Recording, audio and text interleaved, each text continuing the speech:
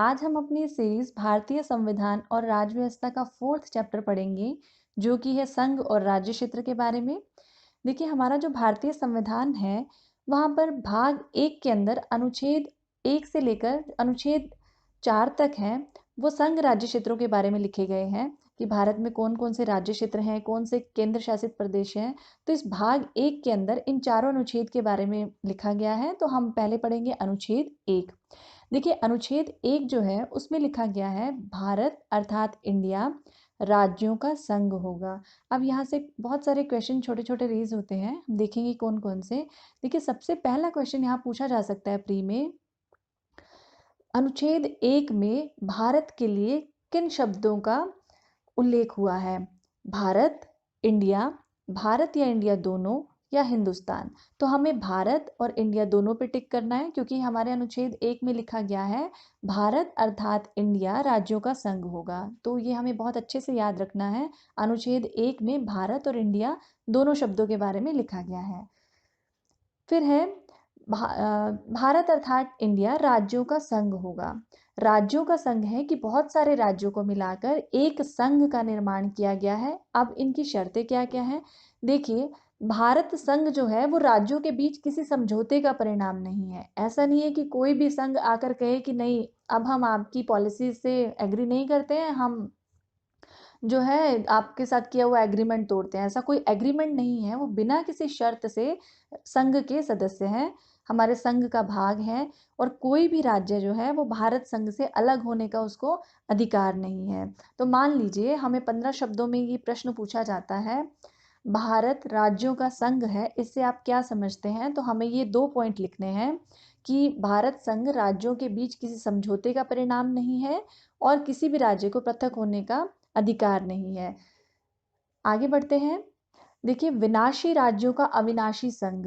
देखिए, भारत जो है उसे विनाशी राज्यों का अविनाशी संघ कहा जाता है। इससे आप क्या समझते हैं? तो हमें ये बताना होगा कि भारत में जितने भी राज्य हैं उनका विनाश तो संसद के द्वारा किया जा सकता है, लेकिन संघ का विनाश नहीं किया जा सकता। विनाश से क्या मतलब है? विनाश से मतलब है कि संसद जो है कोई भी कानून बना करके, अधिनियम ला करके किसी भी राज्य की सीमाओं में परिवर्तन कर सकती है, 2 राज्यों को मिलाकर 1 राज्य बना सकती है, 1 राज्य को विभाजित करके 2 राज्य बना सकती है, किसी भी तरह से राज्यों के स्वरूप को परिवर्तित कर सकती है।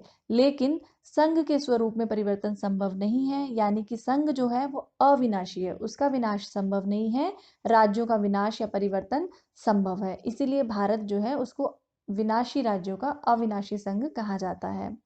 आगे है, हमारे ये जो अनुच्छेद 1 में संघ शब्द लिया गया है। अब देखिए, इंग्लिश में संघ शब्द के लिए 2 वर्ड होते हैं, एक तो होता है यूनियन और दूसरा होता है फेडरेशन। लेकिन हमारे अनुच्छेद 1 में जो संघ शब्द लिया गया है, उसका जो इंग्लिश हम अगर उसका ट्रांसलेशन देखेंगे तो वो यूनियन है, न कि फेडरेशन। हमें ध्यान रखना है, संघ शब्द से अर्थ यूनियन से है। ये यूनियन शब्द जो है ये कनाडा के संविधान से लिया गया है। आगे है, अनुच्छेद 1 के अनुसार भारत के राज्य क्षेत्र में कौन-कौन से क्षेत्र आएंगे? तो 3 तरह के क्षेत्र आएंगे। जितने भी स्टेट हैं, भारत के अंदर जितने भी राज्य हैं, उनका राज्य क्षेत्र आएंगे। और फिर उसके अलावा संघ राज्य क्षेत्र, जिसे हम केंद्र शासित प्रदेश भी कहते हैं, वो भी इसके अंदर इंक्लूडेड है, भारत के राज्य क्षेत्र के अंदर, यूनियन टेरिटरीज भी कहते हैं जिन्हें। और तीसरा है सरकार के द्वारा अर्जित राज्य क्षेत्र। अब ये कौन से हैं? देखिए, हम सब जानते हैं कि गोवा और दमन दीव हैं, या दादर और नागर हवेली हैं, ये सब पहले पुर्तगाली शासन के अधीन थे, लेकिन बाद में ये 61-62 के आसपास ये भारत के अंदर विलय कर लिए गए थे। तो ये जो अर्जित राज्य क्षेत्र इनको कहा जाता है, क्योंकि ये पहले किसी और के अधीन थे, बाद में इनको भारत की सीमाओं के अंदर लाया गया, भारत में विलय किया गया। तो ये अर्जित राज्य क्षेत्र भी अब भारत के राज्य क्षेत्र के अंदर इंक्लूड माने जाते हैं।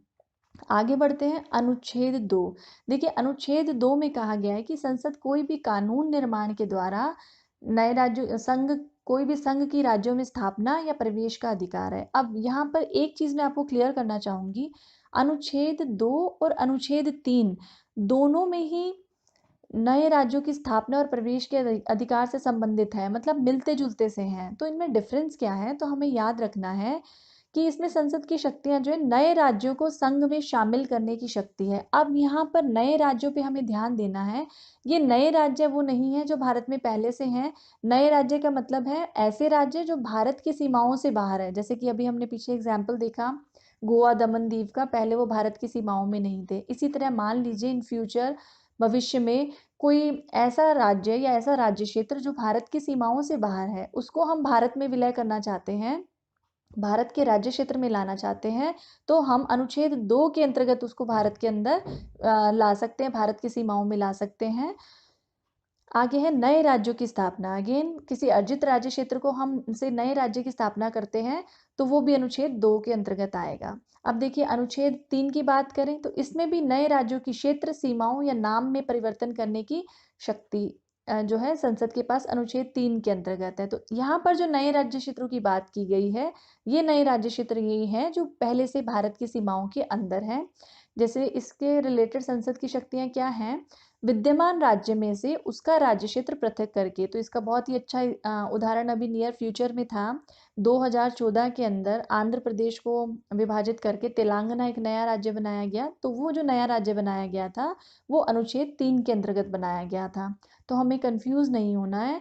अनुच्छेद 2 के अंदर जो नए राज्यों की स्थापना और निर्माण है वो अर्जित राज्य क्षेत्र से संबंधित है, और जो अनुच्छेद 3 के अंदर है वो जो एग्जिस्टिंग राज्य हैं जो पहले से भारत की सीमाओं के अंदर है, उनमें राज्यों के राज्य क्षेत्र या स्वरूप में हम किसी तरह का परिवर्तन करते हैं, वो उससे संबंधित अनुच्छेद 3 के अंतर्गत आएंगे। फिर है 2 या 2 से अधिक राज्यों के भागों को मिलाना चाहती है अगर सरकार, तब भी वह अनुच्छेद 3 के अंतर्गत उसमें परिवर्तन किया जा सकता है। अगर मान लीजिए किन्हीं राज्यों के भागों को मिलाना चाहती है, वो भी 3 के अंतर्गत आएंगे। और मान लीजिए किसी राज्य के भाग को किसी अन्य राज्य के साथ मिलाना चाहती है, ये चारों पॉइंट जो हैं ये अनुच्छेद 3 के अंतर्गत आएंगे। आगे बढ़ते हैं। अनुच्छेद 3 के अंतर्गत संसद को क्या क्या शक्तियां हैं, क्या क्या वो चेंजेस कर सकती है अनुच्छेद 3 के अंतर्गत?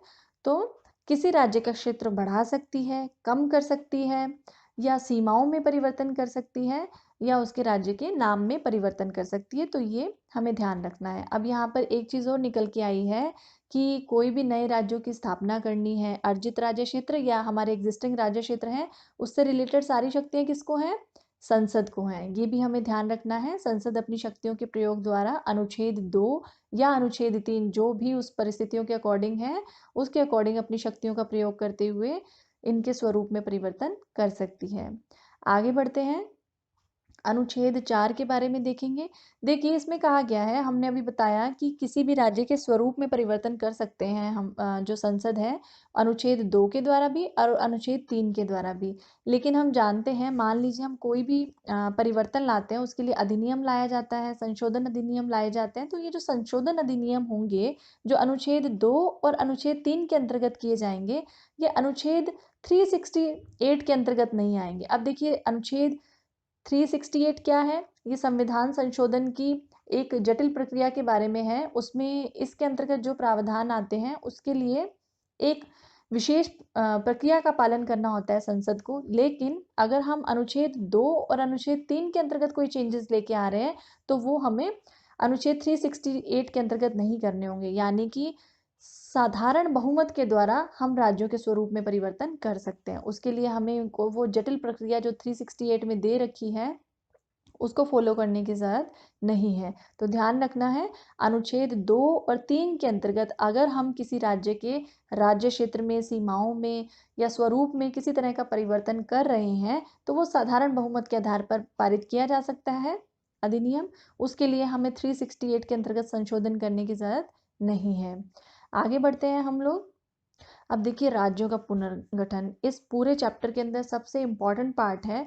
अब देखिए राज्यों का पुनर्गठन कैसे किया गया स्वतंत्रता के बाद, क्या क्या दिक्कतें आई, कौन कौन से आयोग बनाए गए, उनकी क्या सिफारिशें रही, क्या रिपोर्ट रही, इन सब के बारे में हम देखेंगे। देखिए राज्यों के पुनर्गठन के लिए 3 तरह के आयोग बनाए गए थे। सबसे पहला आयोग जो गठित किया गया था एस.के. धर आयोग, जून 1948 में आया था और इसके अंदर 4 सदस्य थे। अब इसको गठित करने की ज़रूरत क्यों पड़ी? देखिए हम जानते हैं भारत एक विशाल देश था। यहाँ पर क्या था, बहुत भाषाओं के लोग, बहुत सारे अलग अलग कल्चर के लोग रहते थे। जब भारत का विभाजन हुआ उसके बाद ये मांग उठने लगी कि जिन राज्यों की भाषा या जिन राज्य क्षेत्रों की भाषा जो है समान है, उनको एक ही राज्य क्षेत्र के अंदर रखा जाए, उनको पुनर्गठन करके एक ही राज्य बना दिया जाए। अब मान लीजिए, अब ऐसे तो बहुत प्रॉब्लम हो जाती। मान लीजिए कहीं हिंदी भाषी लोग रहते हैं, थोड़े से स्थान के बाद फिर वहाँ पर पंजाबी भाषी हैं, फिर हिंदी भाषी हैं, तो कैसे पॉसिबल है राइट और लेफ्ट के हिंदी भाषी को मिलाकर एक राज्य बना दिया जाए? तो ये सब कॉम्प्लिकेशंस को स्टडी करने के लिए जून 1948 में एक आयोग गठित किया गया। ये आयोग गठित किया था डॉक्टर राजेंद्र प्रसाद ने। इसका उद्देश्य क्या था कि देशी राज्यों का एकीकरण किस तरह से किया जाए, इसको स्टडी करना था। इन्होंने अपनी रिपोर्ट में क्या कहा? इन्होंने कहा भाषाई आधार पर नहीं किया जा सकता राज्यों का पुनर्गठन, इसमें बहुत सारी जटिलताएं होंगी। प्रशासनिक सुविधा के आधार पर, मान लीजिए जो पास पास में जो क्षेत्र पड़ रहे हैं, वहाँ का प्रशासन इजीली जो है वो चलाया जा सकता है, तो उनको जोड़ करके एक राज्य बना दिया जाए। भाषाई आधार पर नहीं बनाए जा सकते हैं राज्य, इन्होंने अपनी रिपोर्ट के अंदर ये कहा। बहुत इंपॉर्टेंट है, बहुत सारे एग्जाम्स में बहुत फ्रीक्वेंटली क्वेश्चन आता है इसके धर आयोग के ऊपर, तो बहुत अच्छे से याद रखना है। गठित किया था डॉक्टर राजेंद्र प्रसाद ने। उद्देश्य था देशी राज्यों का एकीकरण करना, और इन्होंने नकार दिया था कि भाषाई आधार पर राज्यों का पुनर्गठन नहीं किया जाना चाहिए, प्रशासनिक सुविधा के आधार पर किया जाना चाहिए।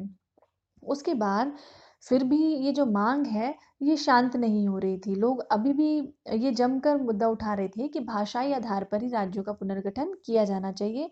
इसके लिए 1948 में ही एक दूसरी समिति गठित की गई। ये 3 सदस्यीय थी। इसमें 3 सदस्य जो हैं उन सदस्यों के पहले नाम के अक्षर के आधार पर उस समिति को नाम दिया गया जेवीपी समिति। ये 3 सदस्य कौन थे?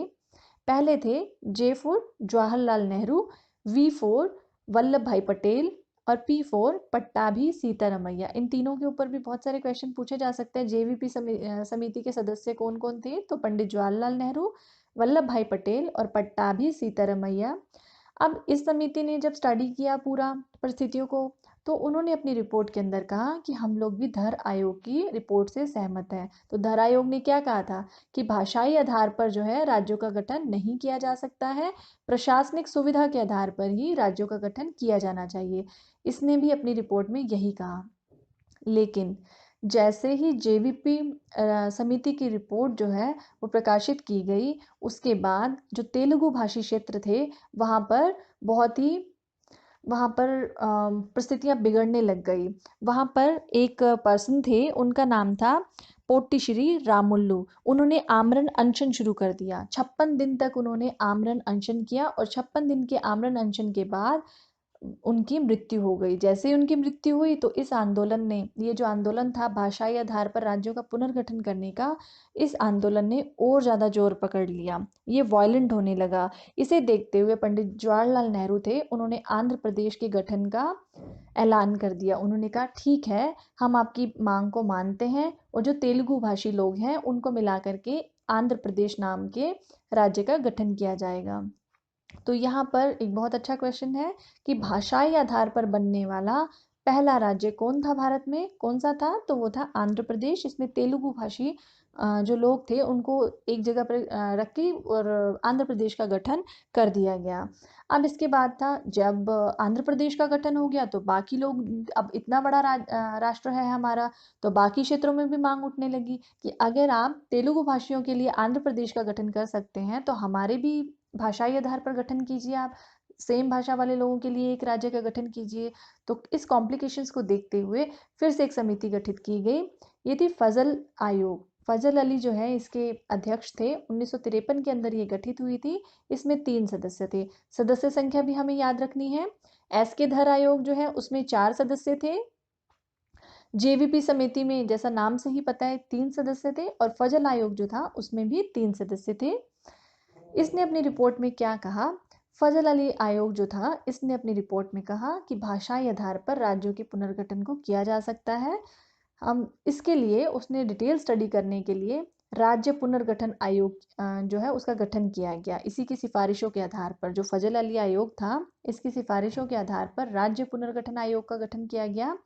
इस आयोग का गठन भी 1953 में किया गया। राज्य पुनर्गठन आयोग के भी जो अध्यक्ष थे वो फजल अली ही थे। ये भी ध्यान रखना है, कई बार पूछ लिया जाता है राज्य पुनर्गठन आयोग के अध्यक्ष कौन थे? वो थे फजल अली। आगे बढ़ते हैं। अब ये जो राज्य पुनर्गठन आयोग था, इसकी प्रमुख सिफारिशें क्या थी? तो देखिए, सबसे पहले तो इसने अपनी जो रिपोर्ट प्रस्तुत की थी वो की थी 1955 के अंदर। उस रिपोर्ट में उसने क्या कहा? देखिए, 1953 तक क्या था, भारत जो है ना वो कई सारे श्रेणियों में राज्यों को बांट रखा था। क, ख, ग और घ, 4 श्रेणियों के अंदर राज्यों को बांट रखा था। उसने ये रिपोर्ट में कहा अपनी कि ये जो राज्यों की श्रेणियां हमने बना रखी हैं इसको समाप्त कर दिया जाए, और 27 राज्य थे 1953 तक भारत के अंदर। इन 27 राज्यों को पुनर्गठन करके 16 तो राज्य बनाए जाएं और 3 केंद्र शासित प्रदेश बनाए जाएं। यानी कि ये 27 राज्यों की जरूरत नहीं है, सिर्फ 16 ही राज्य बनाए जाएं और 3 केंद्र शासित प्रदेश बनाए जाएं। ये इसने अपनी सिफारिश दी। अब राज्य पुनर्गठन आयोग की सिफारिशों के आधार पर एक अधिनियम लाया गया, बहुत इंपॉर्टेंट अधिनियम है, राज्य पुनर्गठन अधिनियम 1956। देखिए, इसकी सिफारिशों के बारे में 15 शब्दों के में पूछा जा सकता है, तो बहुत ध्यान से देखेंगे हम लोग। राज्य पुनर्गठन अधिनियम 1956 जो है उसके अंतर्गत क्या परिवर्तन किए गए? अब ये जो है ये राज्य पुनर्गठन आयोग की सिफारिशों के आधार पर लाया गया था, और इसके लिए संविधान में 7वां संविधान संशोधन किया गया था। 7वें संविधान संशोधन के द्वारा ये पारित हुआ था। इसमें इसने राज्य पुनर्गठन आयोग की जो सिफारिश थी कि राज्यों की जो तत्कालीन श्रेणियां थी क, ख, ग, घ, उनको समाप्त कर दिया कि इस तरह कोई हम श्रेणियों में बांटकर नहीं रखेंगे राज्यों को, सारे राज्य इक्वल होंगे, कोई श्रेणी नहीं होगी उनके अंदर। अगला उसने जो कहा, यहाँ पर कुछ चेंजेस हैं, बहुत ध्यान से देखना है हमें। राज्य पुनर्गठन आयोग ने सिफारिश की थी 16 राज्यों और 3 केंद्र शासित प्रदेश बनाने की, लेकिन जो अधिनियम बनाया गया उस अधिनियम के द्वारा भारत में 14 राज्यों का गठन किया गया और 6 केंद्र शासित प्रदेशों का गठन किया गया। बहुत इंपॉर्टेंट है, कंफ्यूज नहीं होना है, क्योंकि देखिए इस आयोग और अधिनियम का नाम बहुत सिमिलर है, उसके बाद इसकी सिफारिश और एक्चुअली जिन राज्यों का गठन हुआ उन नंबर्स भी काफी करीब हैं, तो कंफ्यूज नहीं होना है। राज्य पुनर्गठन आयोग ने सिफारिश की थी 16 राज्यों और 3 केंद्र शासित प्रदेशों की, लेकिन जो अधिनियम आया उसके द्वारा 14 राज्य गठित किए गए और 6 केंद्र शासित प्रदेश गठित किए गए। तो हमें कंफ्यूज नहीं होना है। और ये इन राज्यों का गठन और केंद्र शासित प्रदेशों का गठन किया गया किस दिन? 1 नवंबर 1956 से। आगे है 1950 के बाद जो नए राज्य गठित किए गए, ये जो 14 राज्य और 6 केंद्र शासित प्रदेश बनाए गए, किस तरह से बनाए गए देखते हैं। सबसे पहले हमने देख ही लिया था 1953 के अंदर आंध्र प्रदेश बनाया गया, जो कि भाषाई आधार पर बनने वाला पहला राज्य था। मद्रास के कुछ तेलुगु भाषी लोग थे, उनको पृथक करके इसे बनाया गया था। सेकंड आता है बम्बई। देखिए, बम्बई के बारे में ये पूछा जाता है कि किस वर्ष में महाराष्ट्र का विभाजन किया गया था। तो बम्बई का विभाजन किया गया था, तो हमें याद रखना है 1960 के अंदर। इसमें बम्बई को विभाजित करके जो गुजरात भाषी क्षेत्र था उससे तो गुजरात बना दिया गया, और जो मराठी भाषी क्षेत्र था उससे महाराष्ट्र का गठन कर दिया गया। आगे है दादर और नागर हवेली। देखिए, 1954 तक ये जो दादर और नागर हवेली का क्षेत्र है ये पुर्तगाली शासन के अंडर था। अब यहाँ पे ध्यान रखने वाली बात क्या है, देखिए 2-3 हम आगे और पढ़ेंगे क्षेत्र, उनमें से कुछ पुर्तगाली शासन के अंडर थे और कुछ फ्रांसीसी। तो ये कंफ्यूज करने के लिए पूछ लिया जाता है कि दादर और नागर हवेली भारत में विलय से पहले किस देश के अधीन था। तो हमें याद रखना है पुर्तगाली शासन के अधीन था। यहाँ पे फ्रांसीसी से कंफ्यूज नहीं होना है, पुर्तगाली शासन के अधीन था। और इसे 10वें संविधान संशोधन 1961 के द्वारा यूनियन टेरिटरी या केंद्र शासित प्रदेश का दर्जा दे दिया गया। तो ये फैक्ट्स हैं, आपको ध्यान रखने हैं। अगर 2 से 3 बार अगर आप इसे रिवाइज करेंगे तो बहुत अच्छे से आप इसको लर्न कर सकते हैं।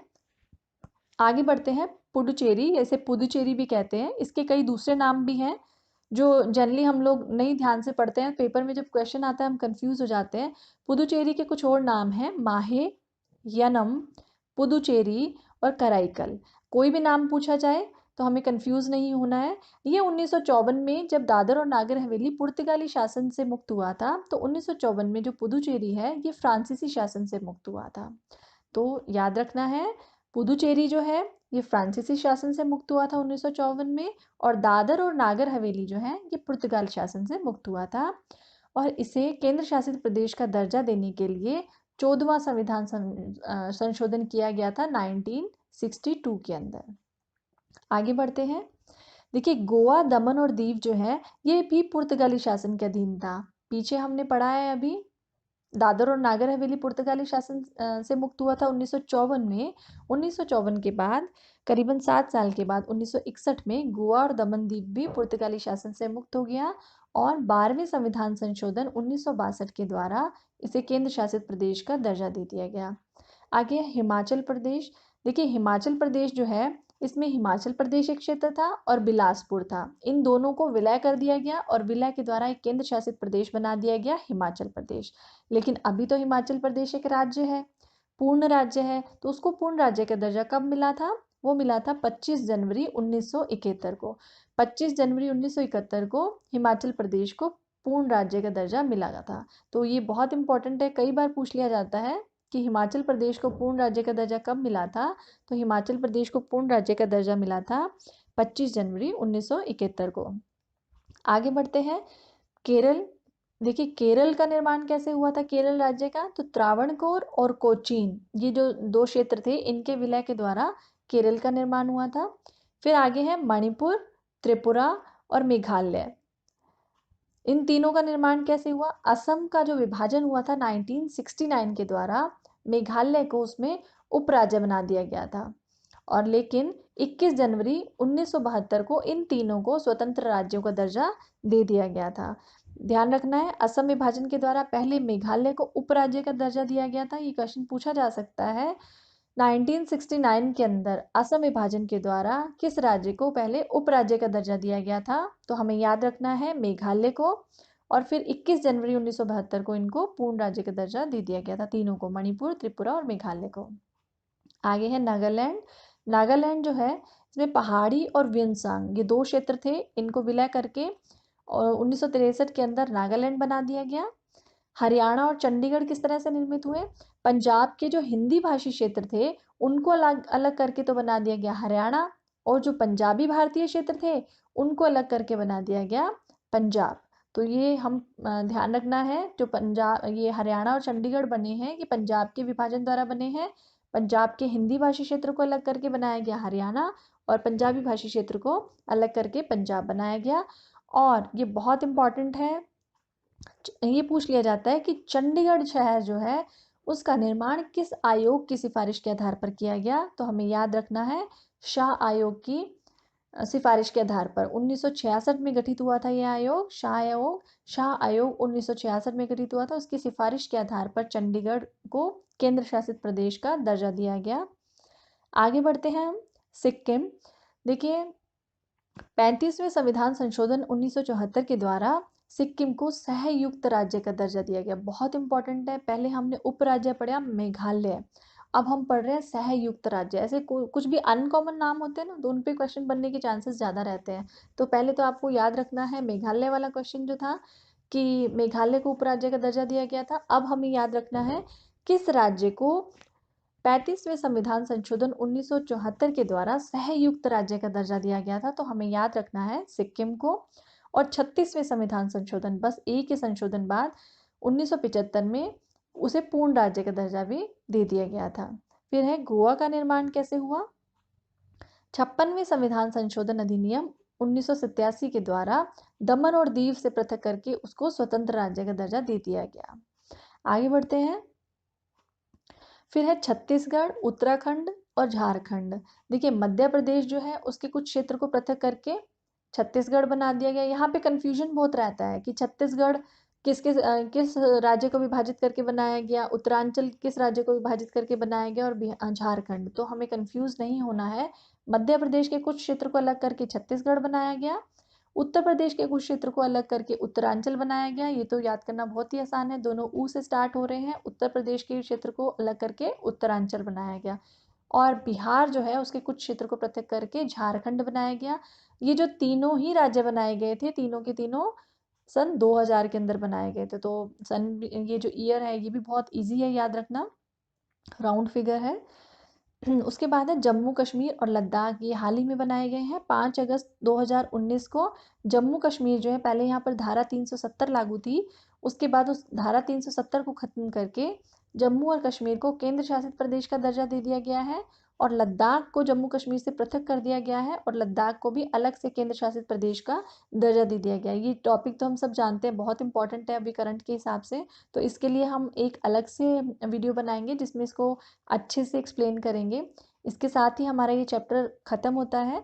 अगर आपको मेरे वीडियोस अच्छे लग रहे हैं तो प्लीज़ प्लीज़ मेरे चैनल को सब्सक्राइब कीजिए, अपने फ्रेंड्स के साथ वीडियोस को शेयर कीजिए। आप सबका बहुत बहुत धन्यवाद।